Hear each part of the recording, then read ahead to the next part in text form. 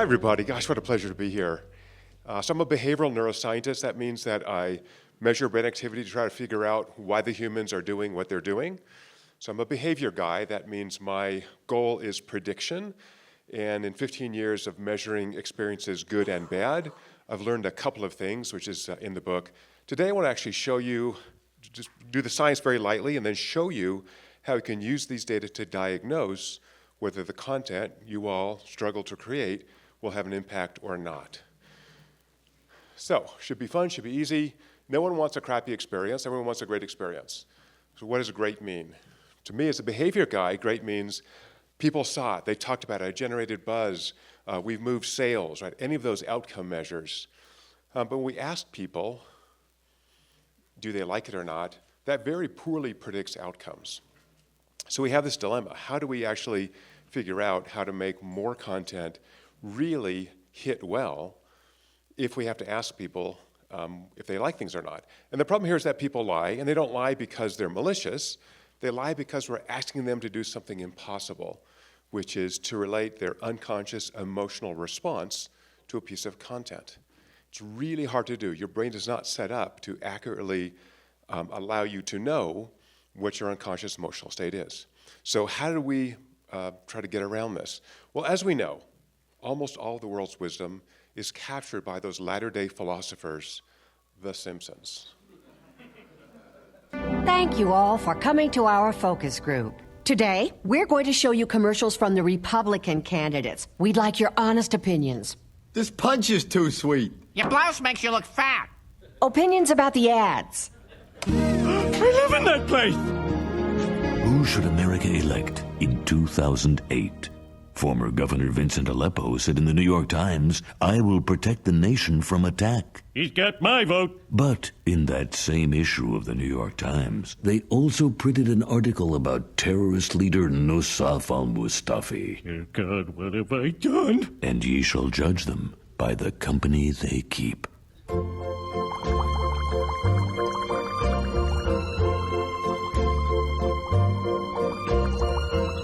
Oh my God, they're going steady. Did everyone see that? So, what do we think? Well, I thought every part of it was good, but overall I hated it. I feel exactly the opposite, but the same. That was the best milkshake ad I've ever seen. Makes me want a milkshake. Right. So that's your focus group, right? And if that was useful, every movie would be a hit, every film, would do well, every commercial would move sales. So as an alternative, we said, well, let's look at what happens in the brain when something moves people to take action. So let's work backwards, in other words, and say, oh, here's the action we can see. Can we work backwards and find the brain activity that produced that? So we did this for about 15 years, spent about $5 million of your taxpayer money. I'll tell you about that in a minute. And then when we started a company to allow anybody to do this, I started getting this weird uncertainty. If I'm taking someone's money, this better really work, right? So it was coming up on the Super Bowl. This is data from the 2018 Super Bowl. And I thought, oh, thousands and thousands of people every year rate Super Bowl commercials. Our neuroscience measures should be able to predict that, right? Come on, let's just do an internal test to make sure this works. So in 2018, so I haven't defined what immersion is, but I will. It's a 1-second frequency data stream I can pull out of your brain with some technology. The most immersive commercial was this Diet Coke groove. Almost, out of 80 commercials, almost the least liked. So then you go, man, I suck. I got to get a different job. I'm not doing the right thing. I should be able to predict what people like, right? So let's look at this commercial, and then we'll come back to which is the better measure. Should I be measuring what your brain's doing, or should I be measuring what people say? Diet Coke Twisted Mango, because... Oh. That's why. Can't help it. Hey. Still going. Maybe slowing it down. Maybe it's getting sexier. I don't know. Mango does. What the hell is that? It's a frickin' train wreck, right? So this data is the average data across 60 people. So we collected data on all the Super Bowl commercials in a bar. So we have wearable technology. So the way you really consume Super Bowl and Super Bowl commercials, and this was the most immersive. It is not likable. Can we agree on that? This weird giraffe woman with the weird movements. Where's my friend Lindsay from Australia? She's actually Australian. Where's Lindsay? She's an Australian. She does a good American accent. So I looked up who this actress was. But the dancing's weird, the weird socks, the asymmetric filming, the yellow wall. The whole thing is weird. Diet Coke sales have been flat for 2 years until they ran the Super Bowl commercial and introduced these flavored ones. Sales went up. So we have to ask the question, I'm a behavior guy, right? I'm a prediction person. What predicts better? Is it, in fact, the brain or what people say? So here's some data. This is 2018. This is a month after the Super Bowl. We see that whatever this measure is, I'm calling immersion, has a positive relationship with YouTube views and YouTube comments, but the liking measure has a negative relationship. So then you go back home, take a shower, and go, okay, I'm not completely insane, right? Maybe we're going the right direction. So that encourages us to continue to do this and create a platform that allows anybody to measure what the brain loves in real time. I'll tell you how we did that. So we've got over 50,000 brain observations. So what I want to do is show you a bunch of examples in which we can use the data we've collected to then diagnose why some pieces of a content really hit and some do not. Right? So I'd rather not have to throw spaghetti at the wall and hope that the content that's created will really move markets, that is, induce people to take an action. I'd rather have a test bed so I can refine it and get myself out of this difficult philosophical dilemma. We were at dinner last night. We were talking about this. Gosh, I forgot who I was having dinner with. About, if you're a creator, you are connected to this content, and you're a professional. You guys have a lot of experience, but you're not the audience, right? You're an expert. You have special relationship with the baby that you've created, and so by having a test bed that allows other people to assess your content, you get insight into what people really want and need, not what you think is beautiful. And that is hurtful at some level, right?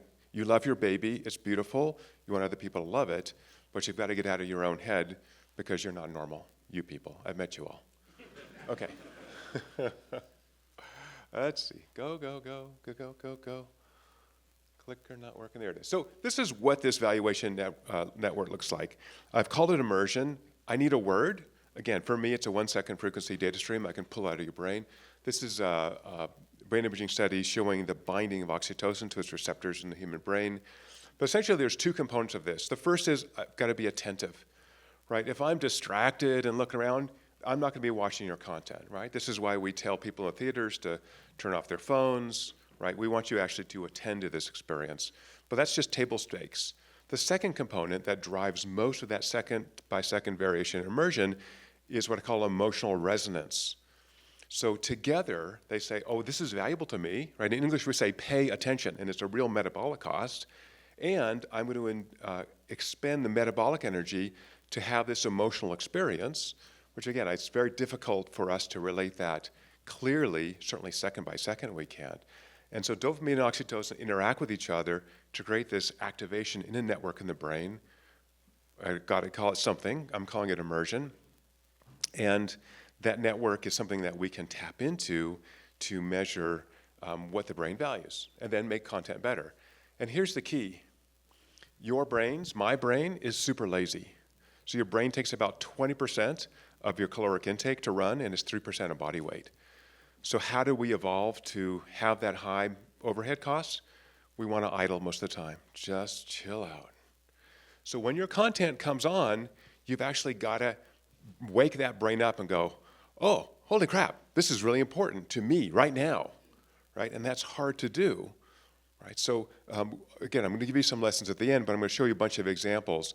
But just think about that, how difficult it is not just to pay attention, and I think there's pretty good data that attention spans are getting closer, but to actually get you to care about the content. The caring is the emotional resonance.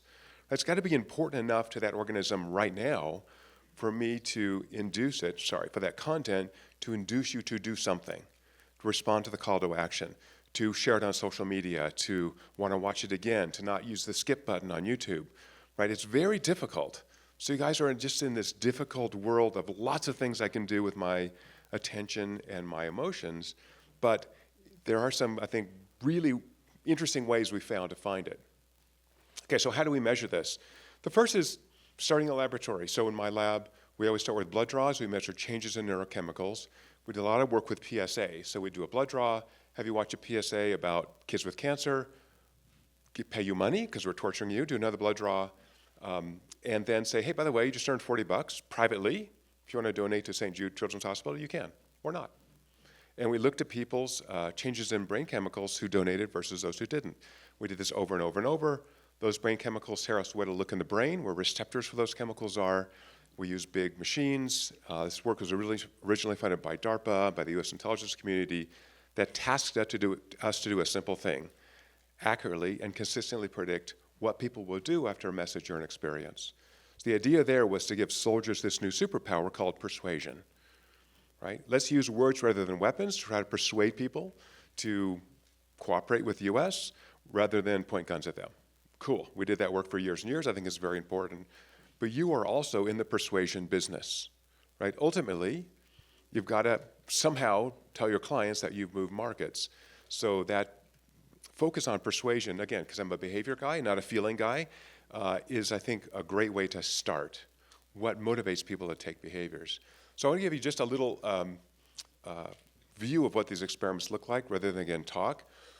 What we've done in the last, I guess, 6-7 years, since 2017, is actually be able to pull these signals from smartwatches and fitness wearables.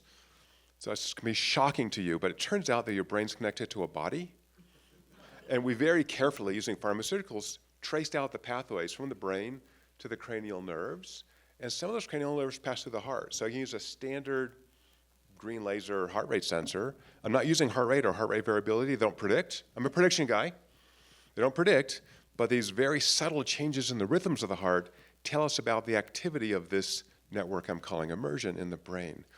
But I want to give you a sense of how much we struggled, how many mistakes we made in this analysis. So I'll show you a short branding film that I was featured in Denmark, and you can actually see how these experiments run.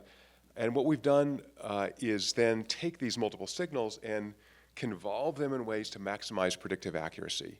So we've done unnatural things to natural data in order to have a single measure that very accurately and consistently predicts outcomes as opposed to feelings. And you can see this is all published research. I'm very accurate at predicting outcomes, not just for individuals, but for markets. So that's another interesting dilemma, right? If I understand what Jordan's going to do and can predict that, very cool. But if I have a bazillion Jordans, how can I predict that? So one answer is that the signals we're getting are so evolutionarily old, they're deep in the brainstem, that they're very strongly conserved across individuals. So if I have 40 Jordans, I have very good likelihood of predicting market outcomes because brains are very similar, at least in these areas, they're very similar. Okay, not to say targeting is not important, we can talk about that as well.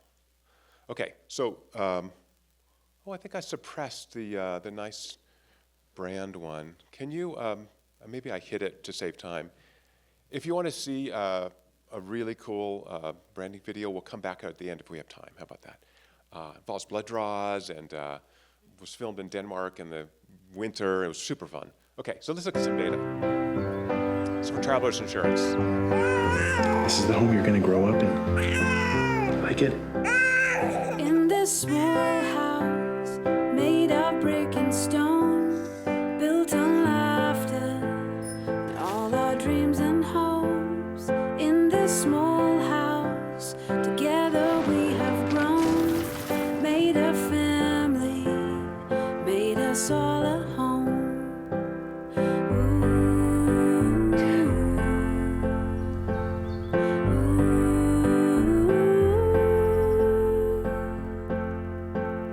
In this small house, bursting at the seams with our history and sweet memories. You make it a home, we help you protect it. Travelers, it's better under the umbrella. Okay, so the red line on the top was the overall immersion. The middle line was the emotional resonance component, and then the blue line on the bottom, which is just almost flat, is the attentional component. So attention is kind of a 0-1 variable. What drives this desire to take an action is the emotional component. Emotions drive behaviors. So the issue that travelers faced was that the ad focus they had for many years, which is the traveler's dog, they were going to get too dusty, they needed to upgrade it. And so they launched some new commercials. They wanted to know which ones were going to be the most valuable. So they used our technology after they had launched them, collected data on YouTube views, which was their metric of success, and they found a almost perfect correlation between immersion and YouTube views, 0.86 correlation, almost perfect. And so that was the best of the group. It's a really nicely done commercial, got a ton of views, generated a lot of buzz for travelers, and you can see a really nice thing that the brain loves, which is pattern breaks, right? So you see little girl falls down, cries, dad wipes away the tear, happens again, third time, and then now a break. Now she's going away to college, big tears, close up on faces, emotions, right? We need to drive emotions. And now dad's also kind of sad, gives her the big hug, and then this really nice cut of dad wiping away daughter's tears to daughter wiping away dad's tears at her wedding. So for life insurance commercials, they never talk about death. Life insurance is really death insurance, right? Let's be honest. They don't talk about death because, that freaks people out, but we get it, right? If you have kids, don't you want your daughter to have a nice wedding, live in the house, the trees are getting bigger, everything's getting older? Hey, you might want to think about life insurance. So this commercial did really, really well, and it had really a lot of those elements that, in particular, had this immersion peak at the end when the branding moment comes. So because there's a strong relationship between information recall and these emotional responses, if you can have that call to action or branding moment at an immersion peak, you're going to have better recall of information weeks later when people start thinking about looking for life insurance. Okay, here's another examples from Guinness.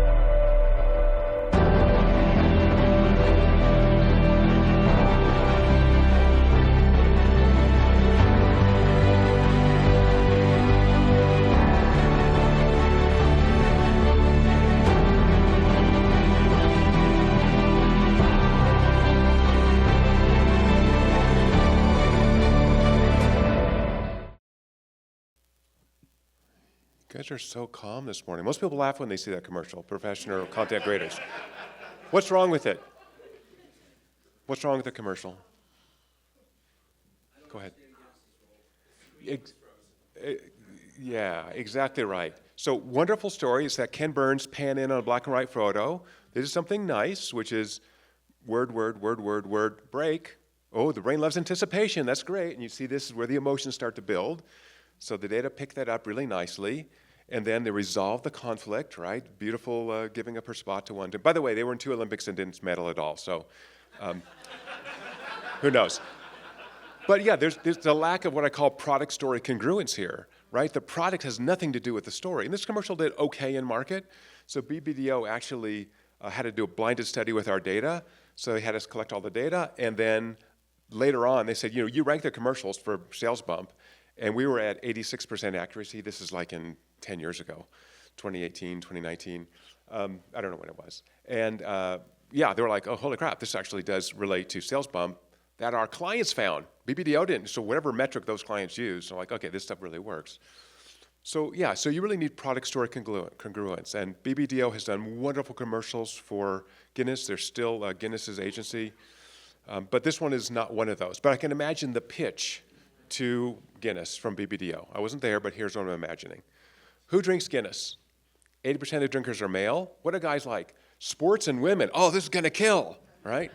Not necessarily, right? Because it just wasn't structured properly. When you don't want things to break down, you take care of them. That's why free preventive care comes with all health insurance plans offered through Covered California. Enroll by January 31st to avoid the IRS tax penalty. Covered California offers quality health plans, and you can choose from brand name insurance companies you know. We help you compare apples to apples. To find free, local, in-person help, visit coveredca.com. Yeah, be quiet on this one. Yeah, it's terrible. So under Obamacare, the state of California set up a health insurance exchange. The first year, 1 million Californians got health insurance. Awesome. And then it was flat after that. So the state spent $100 million, right, to produce and air commercials with a well-known agency that I won't mention their name because some of you guys work with them. And they were like this. They were terrible. Right? This is, again, this ran on linear TV, 2 back-to-back 15-second commercials. Kind of starts out okay. There's no tension. There's no storyline. There's no faces, right? This is the threat. Avoid the penalty. No one cares, right? Yeah. This is call for free help. Oh, free's good. Help's good, right? So, again, they didn't use our tech in advance to test these. They did ex post, like the state said, hey, why the hell do these things suck so bad? You guys already know. You could have done that without the data. But the data make it super clear, right? This is just not going to work. And it gets worse. Because to save money, they decided to use the same commercials with voiceover in English and Spanish, right? A lot of Spanish speakers in California.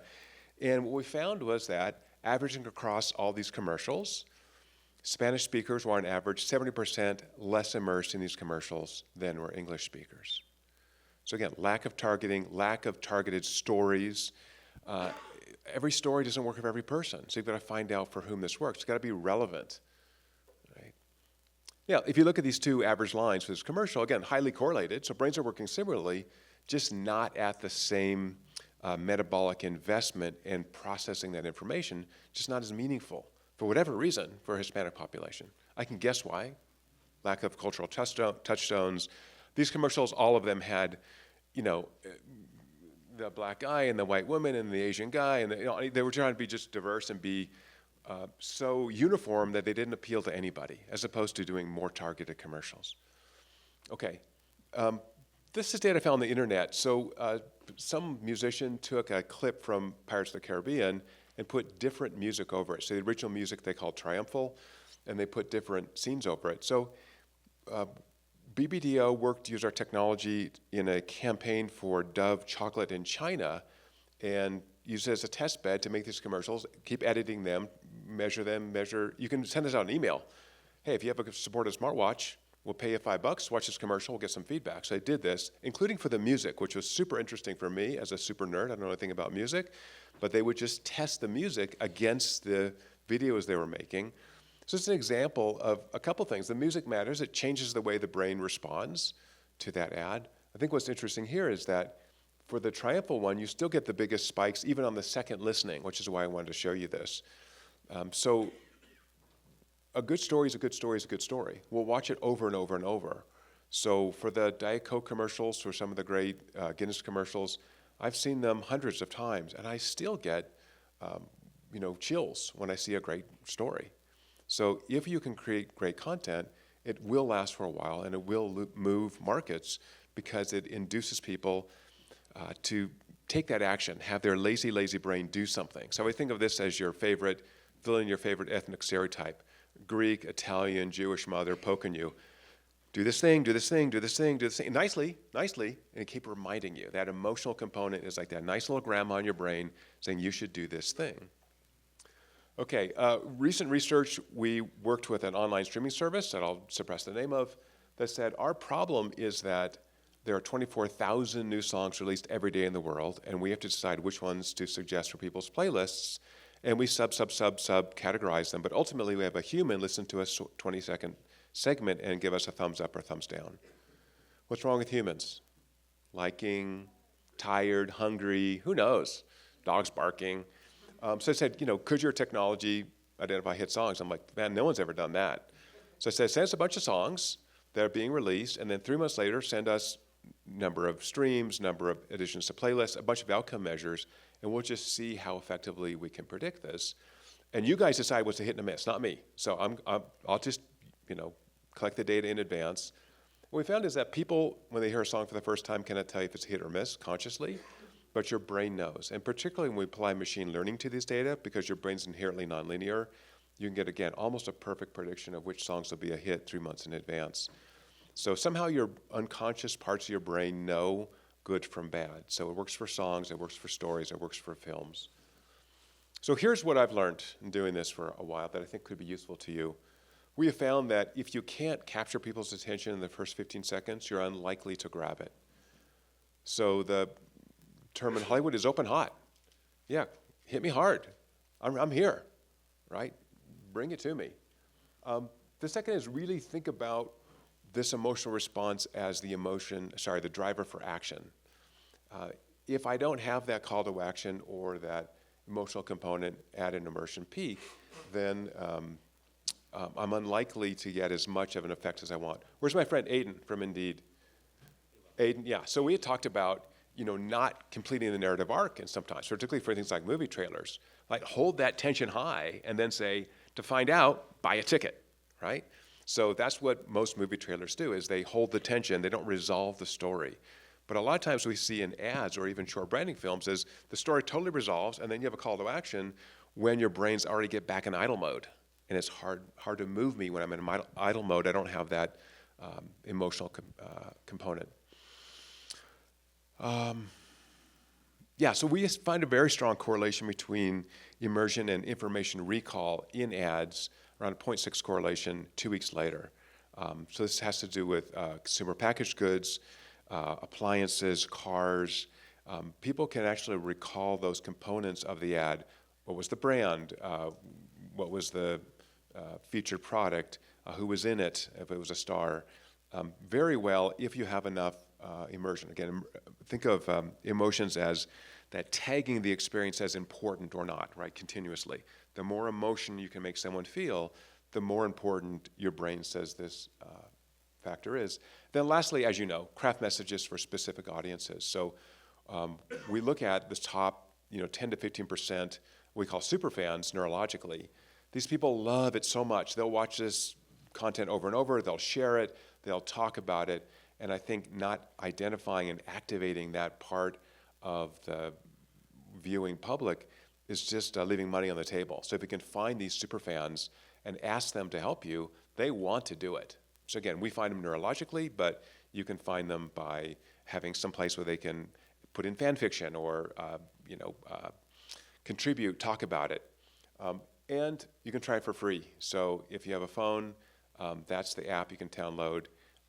The basic version's free. You can send out content to anybody to test it. Lots more in my book, and I'll be around all day, happy to chat. Brain, do you want to say a couple words about how you guys use this? Not you use it directly, but how you have applied this to your own work. Yeah, I think the biggest thing, and it was point 3 on the list at the end, that stories are the most effective way to create immersion. And we talk about it a bit in the workshop later, but the idea of using conflict as that hook to pull people in emotionally early in a story, and then maintaining that tension through your character's desire as you continue through your story arc is really one of the most critical pieces. And there's a really strong correlation between strong conflict, desire, and your story arc and immersion. We've put a couple pieces through Paul's software. It's like the most terrifying thing to do. But it's really, really interesting to watch a film you've created, that's 6 minutes long and see where, the conflict works, but then, we didn't maintain the desire of the character strong enough, and you watch exactly where immersion falls off and then, where it comes back. And it gives you the ability to sort of test stories, put them through the system, and see where you need to sort of ratchet up that tension and really pull people in a more emotional way, and you're going to leave them with something that really matters. I think the other piece that's interesting is the brand integration, because I think we do it all the time too, which is like the logo goes at the end, right? You tell this story and everything happens, and then the logo's at the end of the film when people have started to tune out. And so I think one of the really sort of magic pieces of this is figuring out how do we start to integrate brands into stories in a way that matter in the story, right? So where in the rising action, where towards the resolution, can a brand play an actual role in a character's story? And that increases that brand recall weeks later.